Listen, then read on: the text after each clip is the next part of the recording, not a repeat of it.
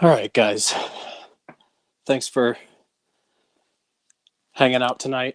We started a little bit late just because I had a few technical difficulties, um, but that's okay.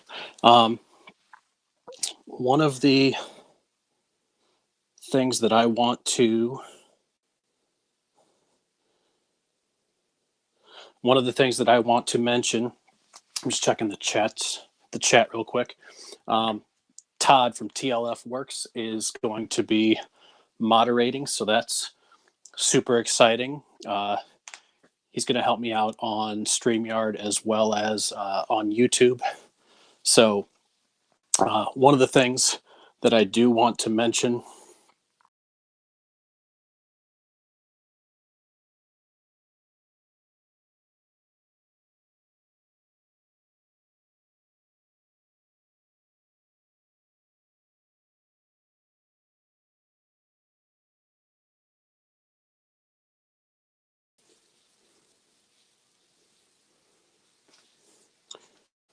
one of the things I do want is that sorry guys, I've got all kinds of technical difficulties going on here. Um, Todd from TLF Works is um, going to be moderating this tonight.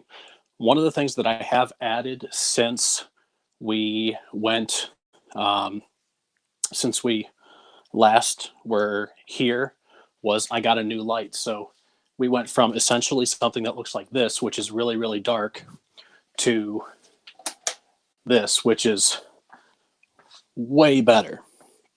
So I'm pretty excited about that. One of the things we're going to do tonight, we're going to cast some pen blanks. Now, I have a demo on Sunday with the virtual pen turners gathering. The virtual pen turners gathering, facebook.com/virtual gathering. If you sign up there, it's completely free. That is a free event. It'll start about noon on Sunday and run till probably 6 or so, depending on how long the demos go. But one of the things I'm going to be doing is I'm going to be casting some hybrids, and I wanted to cast some of those hybrids tonight. So this is a block that I cast of sweet gum pod. It's really dark right here, but you can kind of see the sweet gum there. There's what a block looks like. Here's what some of the individual pen blanks look like. I know it's still kind of dark, but this pen blank was the same from the same block that we turned last week. I don't know how well I'm going to get that to show in the light, but I was pretty excited with how that one came out. These other ones are pine cones. Pine cones are what we are going to be casting tonight. Hopefully if there's time at the end, I will go ahead and move the camera in a little bit so we can get some better shots of that. But these are some examples of individual blanks, pine cones. I cross-cut my pine cones so they almost look like flowers when they're turned. I'm going to go ahead and put these down here.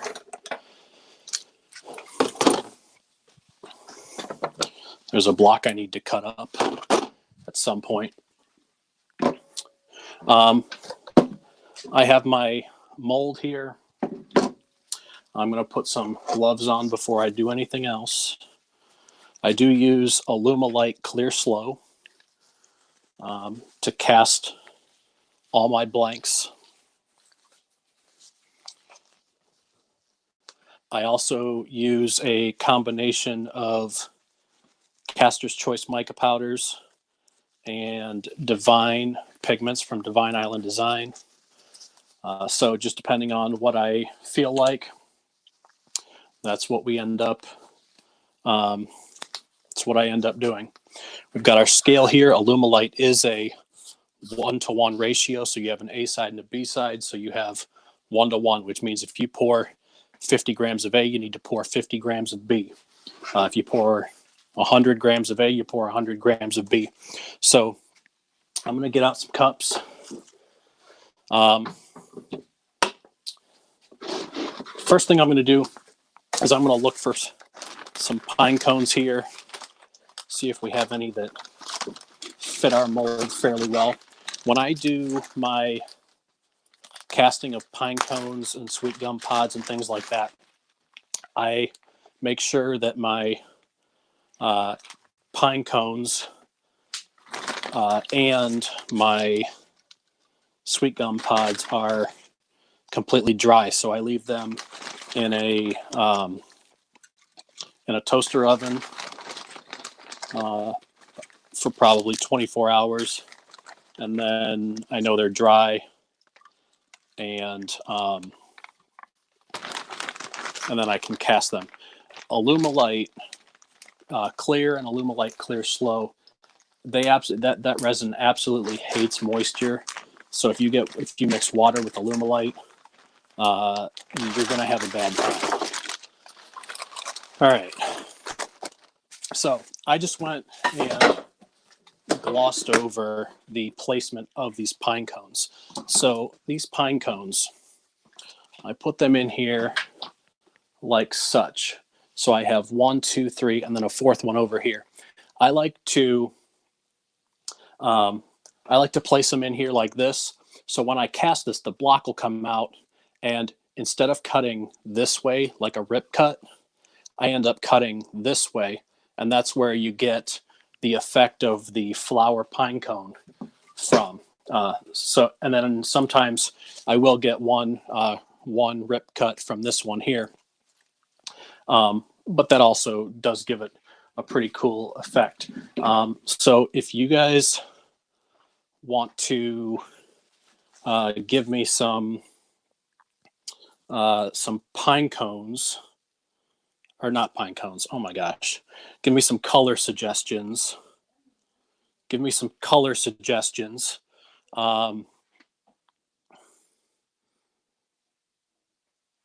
What kind of colors do you want to see? I'll do 3 or 4. I'll do 3 or 4 colors. Again, if you guys know the Caster's Choice colors, or you guys know the Divine Pigment colors, go ahead and throw them out. Let me know what you want to see. Do you want to see some bright colors? Do you want to see some dark colors?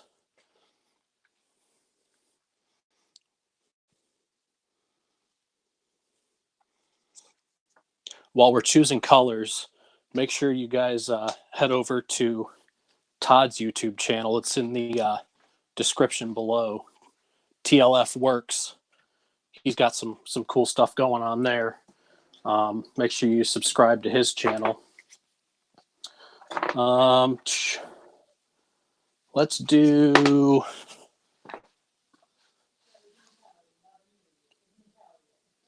Okay.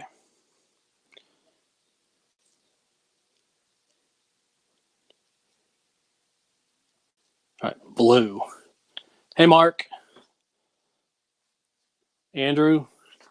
Jim. All right, blue. So we'll start with blue, and I will base my other colors from that.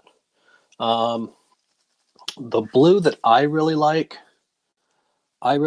Brilliant Blue from Caster's Choice. So that's right here.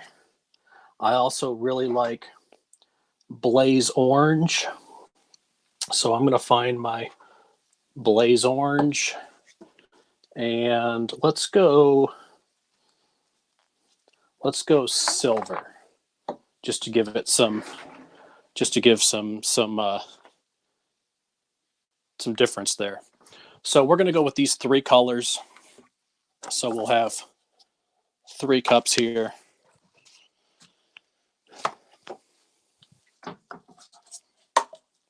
One, two, 3.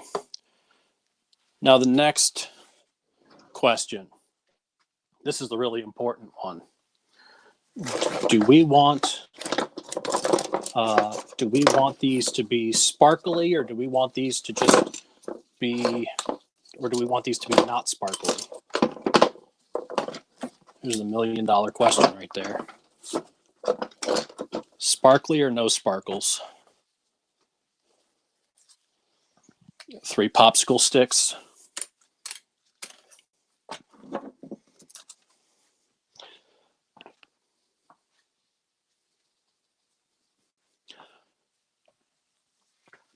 Now, one thing I know is if I do three colors, I know that I can pour 90 grams of A and 90 grams of B in each. So 180, 180, 180. That gives me my, if I remember right, it's just under 600, something like that. That would be perfect if I didn't have anything in this mold. But because these pine cones take up some space, I don't need that much. Well, I'm going to pour that much anyway. And what I like to do is I like to take an extra mold or two and pour the extra in there. So I have some, so I have the start of some other blanks, and I'll just put these over here just in case I need them. Okay, sparkles. Okay.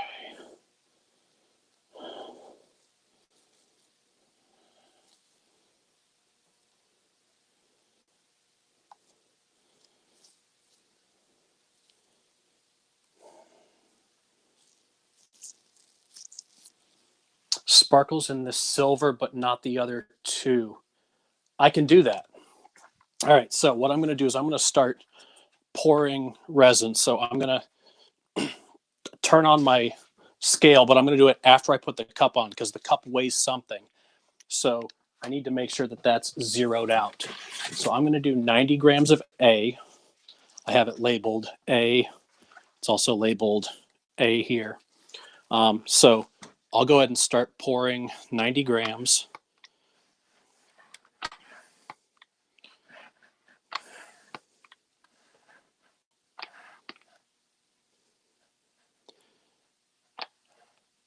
'83, '87, '88, '89, '90. Okay, and I like to go a little conservative on the A side because if you are not dead on with your ratio at 1-to-1, if anything, you want to be a little heavy on the B side. The B side is the hardener.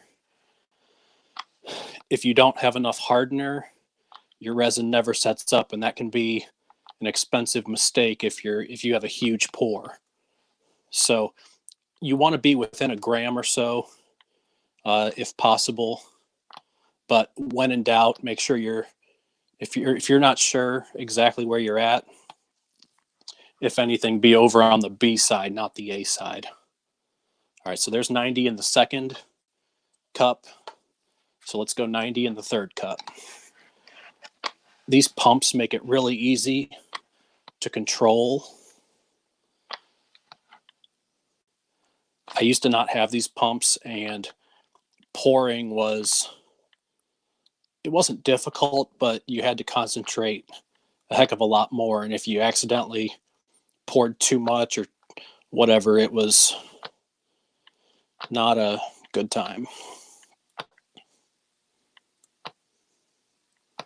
All right, there's 90 for our A. So our A side is good. So we're going to put that away. Now, before we put our B side in,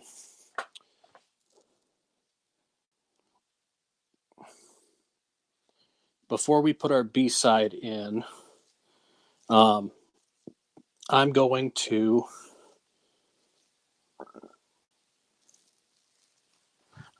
to put my mica in. So I have my blue, I have my orange, and I have my silver. So there is no right or wrong amount to this. I'm going to get a new popsicle stick because my popsicle stick split. If you want a more transparent look, use less mica. If you want if you want a transparent look, use less mica. If you want more of a solid color, use more mica. And just find out what works for you, depending on what you're going for, and call it good. I like to use 3 heaping scoops. 1, 2, 3. And again, I have gotten my techniques from other people who have cast before me. These are not my own. I just find what other people are doing and what works for them. I find what works for me. 1, 2, 3. And I kind of just adopt that and go from there. 1, 2, 3. And that is quite a bit. That is quite a bit of mica, but there's no right or wrong amount here. So I'm going to put these away, and I'm just going to stir in this mica just to get this, if it's not perfect, if it's not perfectly stirred in, that's okay, because we're going to stir this once we introduce the bee. I just like to get this started. Because it is a mica, it is a powder, so it does have to integrate in.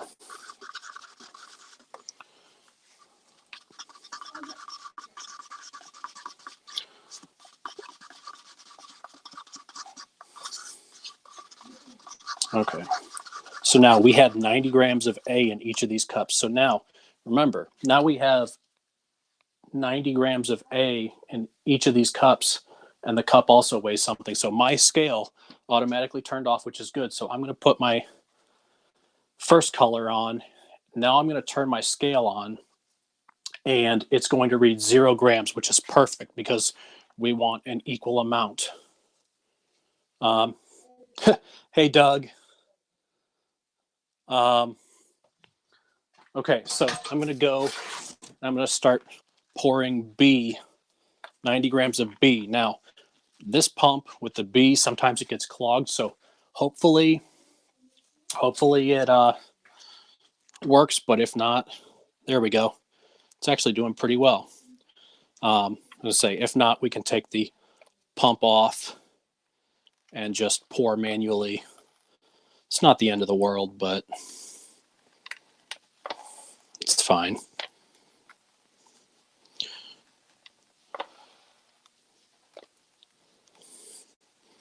$77, $85, $88, and again, we're shooting for 90. So we got to really be careful here. 89, 90. And again, if anything, you want to be over on the B side just to make sure that it sets up. And you don't want to be over by too much. If you're over by a gram or so, that's fine. Now, my scale here says 0, so that's good. Or negative. So I'll just zero it out again to make sure. And then we'll start on the second color and work towards 90. And that's 90 grams. Different resins are weighed differently. Some are by weight, some are by volume. It just depends on what resin you're using. So make sure you follow the directions for the specific resin that you're using. 82, 87, 88, 89.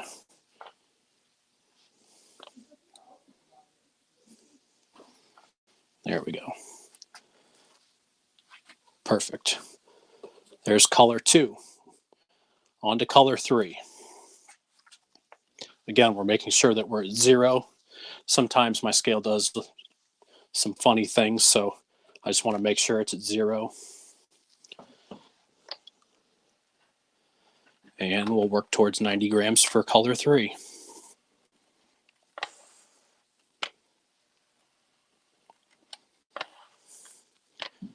$50,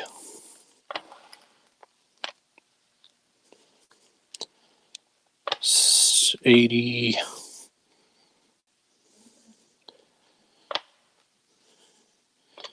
88. This is where the control of the nozzles and the pumps really come in handy, because I can slowly dispense the resin. All right, so there's 90 for the silver. Now we're done with the B side of the resin. So now I'm just going to stir like crazy.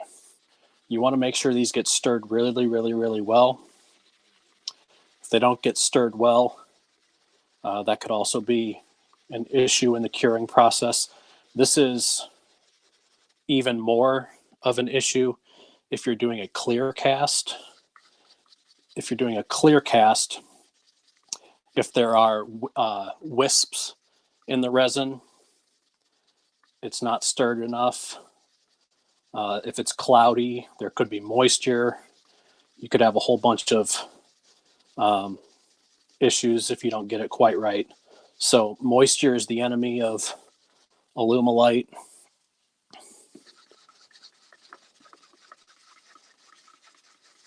Now, I haven't added the sparkly macro pearl into the silver yet, so I haven't forgotten. I like to add that a little later once I get these mixed. Now, how do I know they're mixed properly? Well, I just keep mixing and mixing and mixing. Alumilite says it has a 12-minute open time because I'm using the clear slow version. If I want good color separation, I'm going to wait until my resin gets to about 95 to 100 degrees. And I check that with a temperature gun. I usually don't start using the temperature gun until the cups themselves start to feel a tad warm. Like right now, I can have my left hand holding this cup while I'm stirring, and it feels like it's room temperature. So I know that we aren't close. I also know that I'm not close because I just started mixing, and I can't tell if it's in the shot or not. But right up here, I have a thermometer or a thermometer gauge. It tells me that there's 39% humidity in here, and it's 64 degrees down here. So with it being 64 degrees down here, the resin's probably somewhere along those lines. So it has to climb about 30 degrees, 30 to 35 degrees. So it's going to take some time. Now, obviously, if you're storing your resin in a hot climate, room temperature in that hot climate is going to be warmer, so you probably have less time. Or if it's in a colder climate, conversely, you're going to have more time because it's going to take more to get up to temperature. Now, I stir both clockwise and counterclockwise, and occasionally I'll scrape the sides of the cup just to make sure that the resin doesn't get stuck to the sides of the cup. Now that 95 to 100 degree temperature that I mentioned, that gives you good color separation. So if your resin is mixed thoroughly and you're looking for a color blend, you can pour before 95 degrees, but you'll get more of a color blend than a color separation. Color separation with Alumilite Clear and Alumilite Clear Slow, generally that color separation generally happens in that 95 to 100 degree range. If you get too much above 100, 105, it'll start to set up and you might not get it in the pressure pot quick enough. Not that that's ever happened to me. That's never happened to me. I don't know where that came from. But now this is kind of, I just make sure I stir and stir and stir, and I don't neglect any of these colors for too long. I just keep stirring until I get this up to temperature.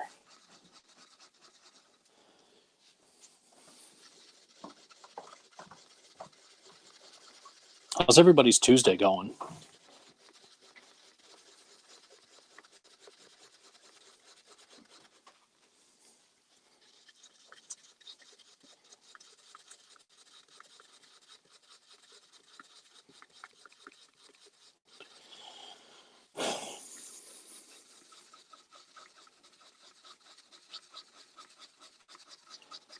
As you stir, it starts off pretty liquidy, and then it eventually thickens up and gets to be um, it gets to be almost like a snot consistency. But if it gets that uh, thick, you need to start pouring quick.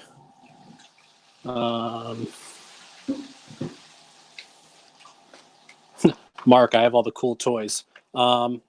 For as many cool toys as I have, and I do have a lot of cool toys, the list just keeps growing. The vacuum chamber in 4-inch. Yeah, this is a 6-inch that I have. If I remember right, it's 6 inches in diameter by 18 inches tall. Angie, thanks. I appreciate that you're not working and watching me instead. Oh, that's right. The podcast is tonight. I enjoy watching. I don't normally catch it on YouTube because I'm I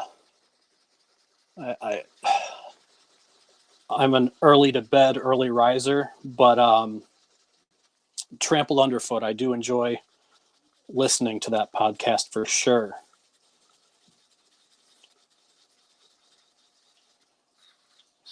I'm gonna keep stirring because you don't want this to sit for too long.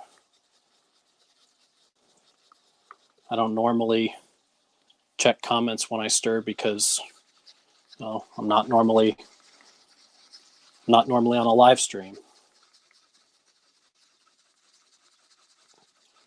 All right, now that we've had this in here a little bit, and it doesn't really matter when you introduce the macro pearl, it's all personal preference, but I use macro pearl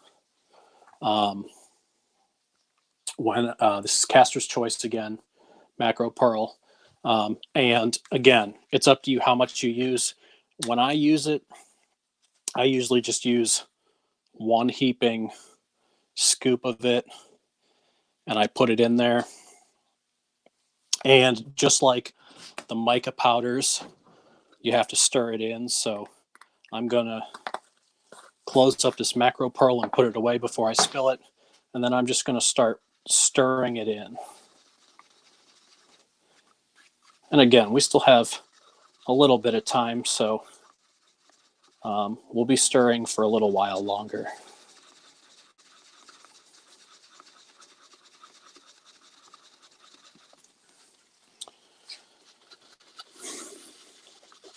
And again, the 3 colors that we're using are all Caster's Choice colors. That's Brian Blom. He is the guy who runs Caster's Choice. The 3 colors we have are Brilliant Blue, Blaze Orange, and Silver.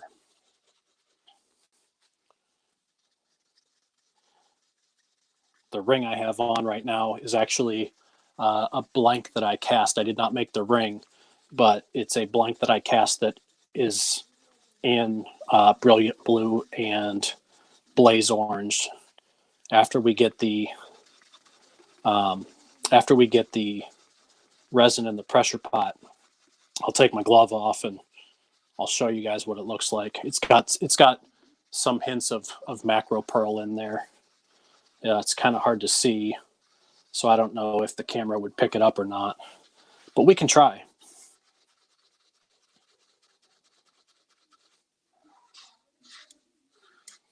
Again, I'm just scraping the sides. Also, if you're going to get into casting, one of the things you want to make sure is if you're using paper cups, you want to make sure you get the ones that do not have wax in them, because with the resin heating up, the wax could become an issue and get infused into your resin, and, well, not to be too literal, but that's a whole nother ball of wax you don't want to deal with. I know that was a terrible joke. I'll see myself out now.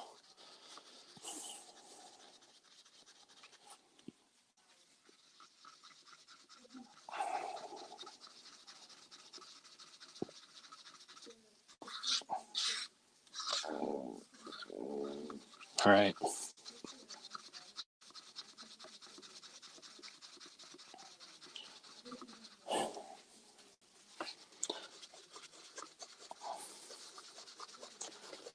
Now this is starting to feel a little bit thick right now, so I'm just going to check. I'm just going to check the temperature. I don't think we're quite there yet. I'm going to check the temperature on the popsicle stick in Fahrenheit, 85. So we're actually getting kind of close. Now, one of the things, if you, depending on the look you want to go with your pen blanks or whatever kind of blanks you're pouring, if the popsicle stick is completely covered and you can't see any of the grain, you're going to have a less transparent or a solid color blank. Whereas if you can see the grain through the color, then you'll have a more transparent blank.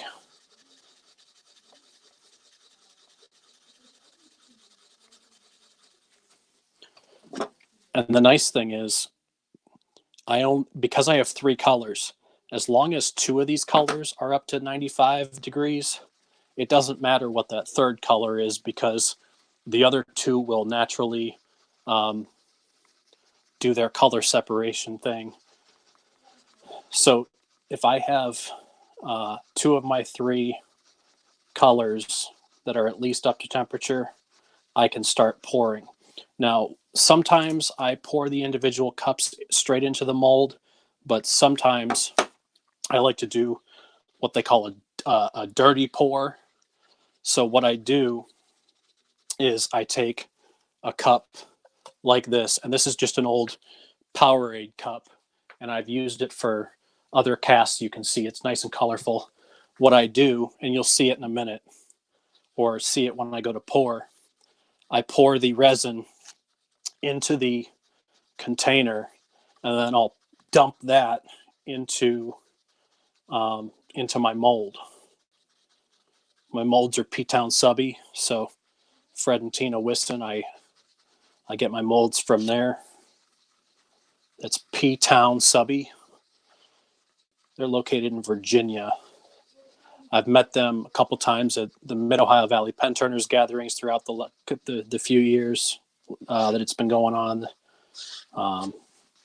It's a great pen turning community. I didn't realize that there was an entire community that existed until a couple years ago, and then I just got involved, and I went head first down so many rabbit holes, like pen turning and casting and stabilizing and all kinds of stuff. All right, so this blue is at 92 degrees, so we're not quite there yet. We're close. We are getting close.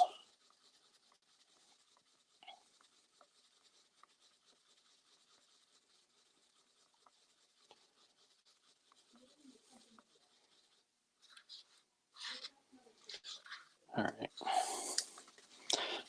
And you always want to check the temperature after you stir for a little bit. So I just stirred the orange for a little bit. I'm going to check the temperature 93, 92.5. So if I were to just pull the stick out of the silver right now, because I haven't stirred it in a little bit, I might not get an accurate reading.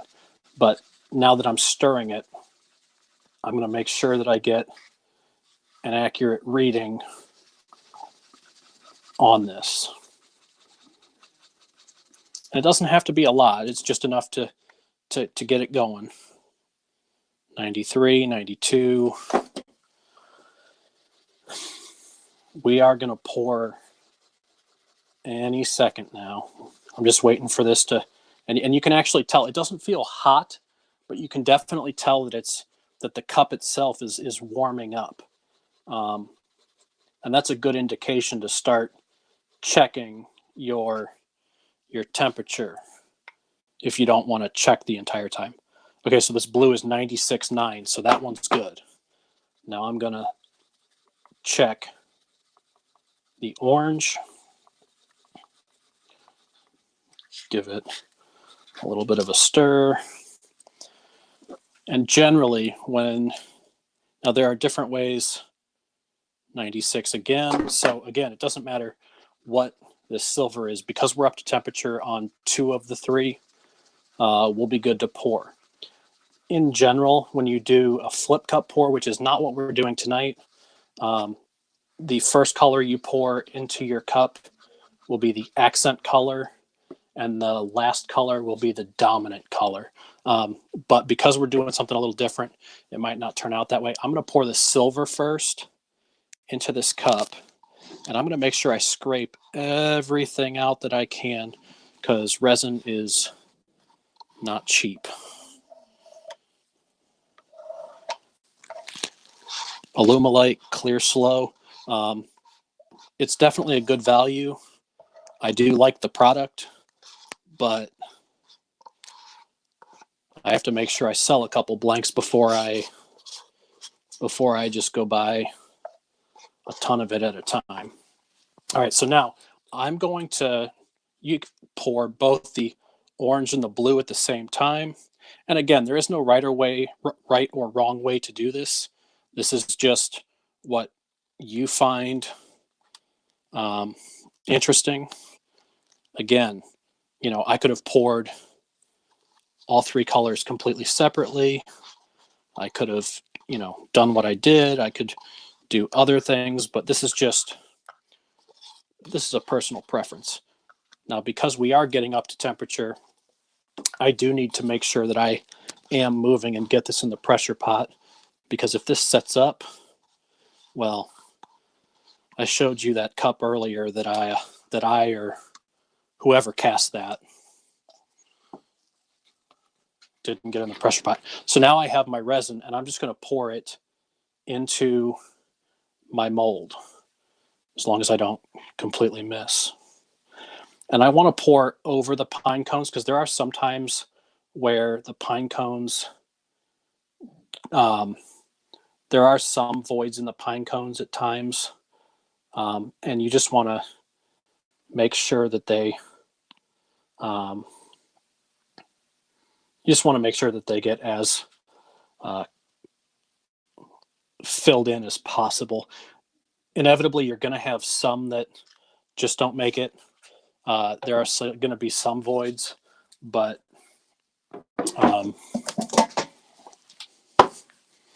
so now I'm going to put this in the pressure pot. I've got my mold here, mold rack. This Harbor Freight pot is rated for 60 psi. I usually stop around 50, just to not completely test it. I have another California Air Tools pressure pot, the 5-gallon version, at my feet over here. But because that was a smaller pour, I'm just going to use the small. I'm just going to use the small pressure pot. Alumilite Clear Slow I leave in the pressure pot for about 4 hours, and that lets the bubbles get out and whatever, and lets it go. Sorry about the compressor. I've got a small pancake compressor that doesn't keep up, so I'll let that turn off after it fills back up, and then I'll get back to the comments. While that's filling up, I'm going to try and readjust to get some better lighting, so I can show you some of those blanks. So you bear with me for just a second. Okay.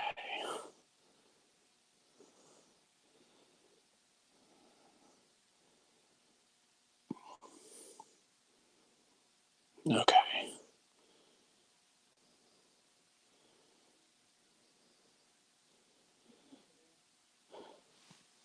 Okay, let me see if I can.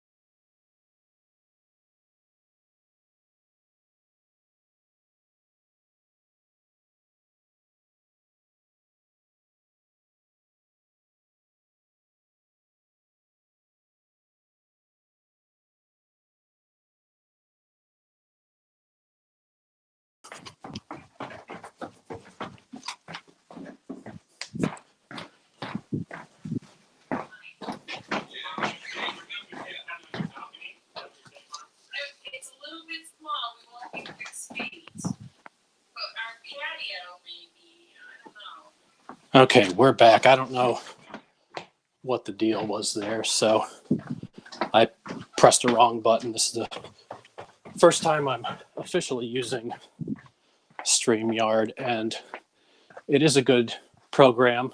I do like it. I'm going to get rid of these cups because they're used. So earlier, I was showing you guys some stuff that I was doing. Now, let me grab a paper towel real quick, just so I don't put my hand in some spilled resin. Some people have allergic reactions to Alumilite. So when it comes into contact with skin, it can be dangerous if you're allergic. I've never experienced an allergic reaction, but I know people have, and it's been pretty serious. So I don't know. I just think that the lighting is better, but it's still not great. Here's the ring that I have on.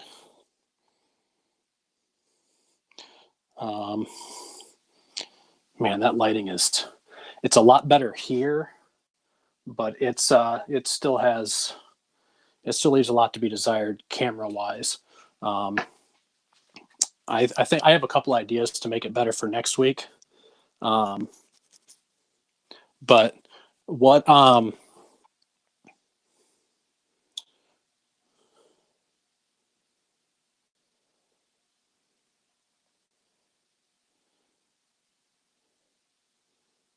yeah. So what questions do you guys have? What do you want me to talk about? Once again, I'll be doing a demo on either sweet gum pod blanks or pine cone blanks this Sunday. Again, that's the virtual pen turners gathering. I know it was up here earlier, but if you missed it, it's also in the description below. Facebook.com/virtual gathering.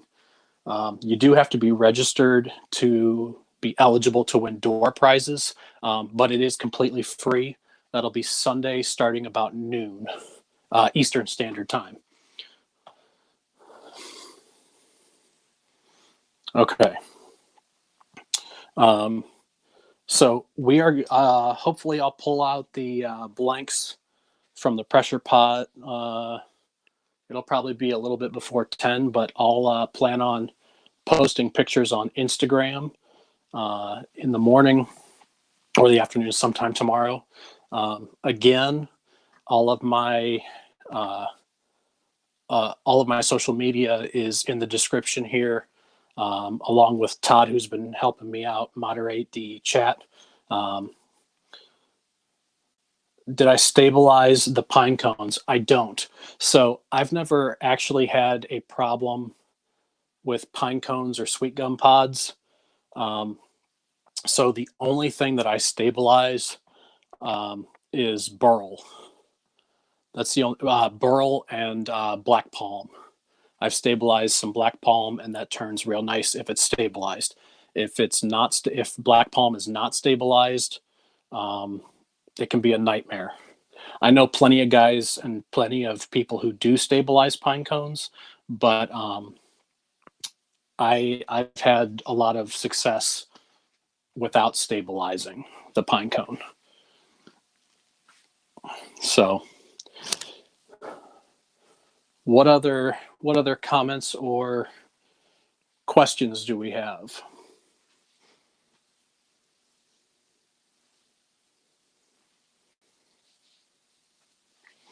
I'll stay on here as long as you guys want to chat, but if you guys are good, um, that's my portion.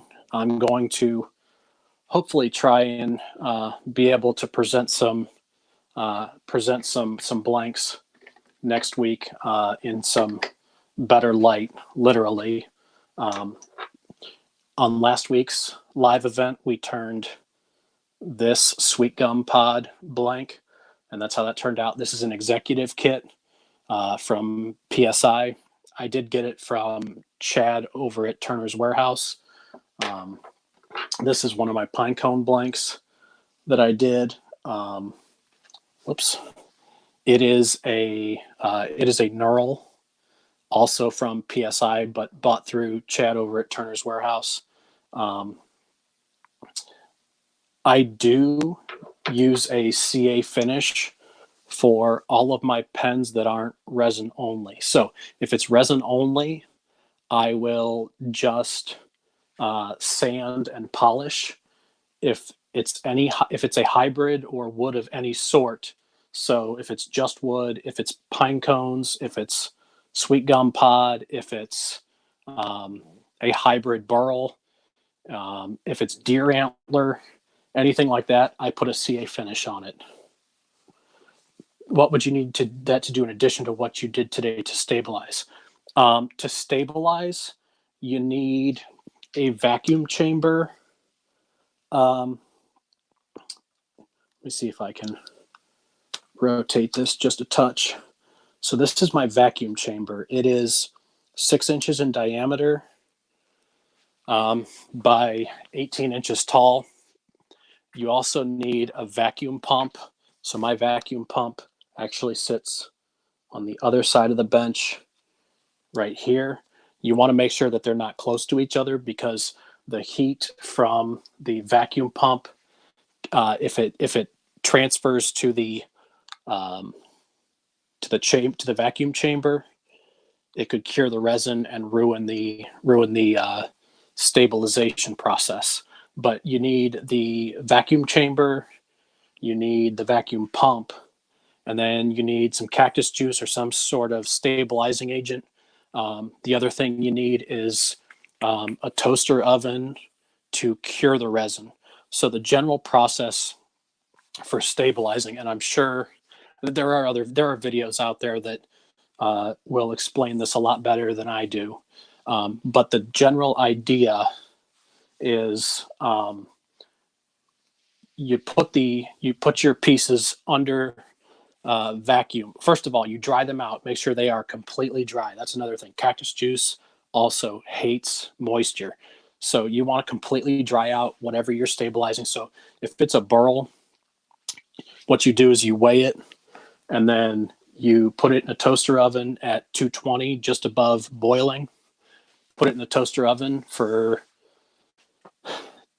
24 hours is usually safe, but if you have to do it in multiple rounds, you can do that too. Just make sure you seal it in a bag. But once it stops losing weight, you know it's completely dry.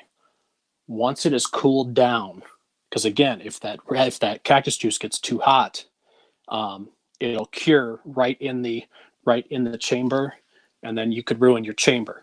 But once it's cooled down, you make sure that wood or whatever you're stabilizing is completely submerged, and then you pull vacuum on it until it stops bubbling.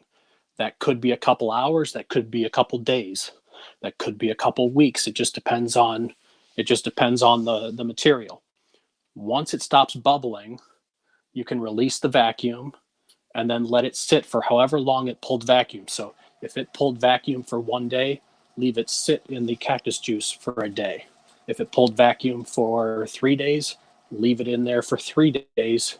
And then once that time is up, you take that out, take that stabilized piece out.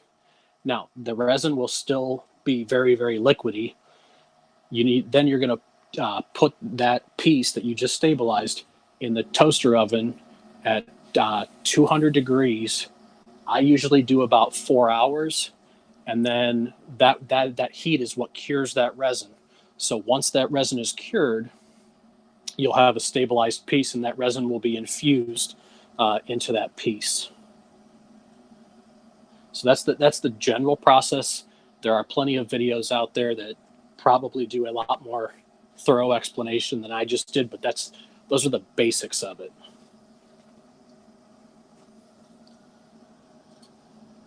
Other questions, comments? I really enjoy these Tuesday lives. It gives me something to do, lets me hang out with you awesome people. Sometimes we cast some pen blanks, sometimes we turn something. Maybe we'll turn something next week, because I just got a shipment from Turner's Warehouse actually yesterday. So I got some pen kits in, got some other things. So let me know what you want to see next week. Maybe we'll turn, I know we've turned a modified slimline before. Maybe we can do another one of those. We could do a Zen, do a roller ball. I think I have maybe a Lavesh fountain pen. I think I have one of those. It's either a Lavesh or a Mistral, whichever is the lesser expensive of the two. But yeah.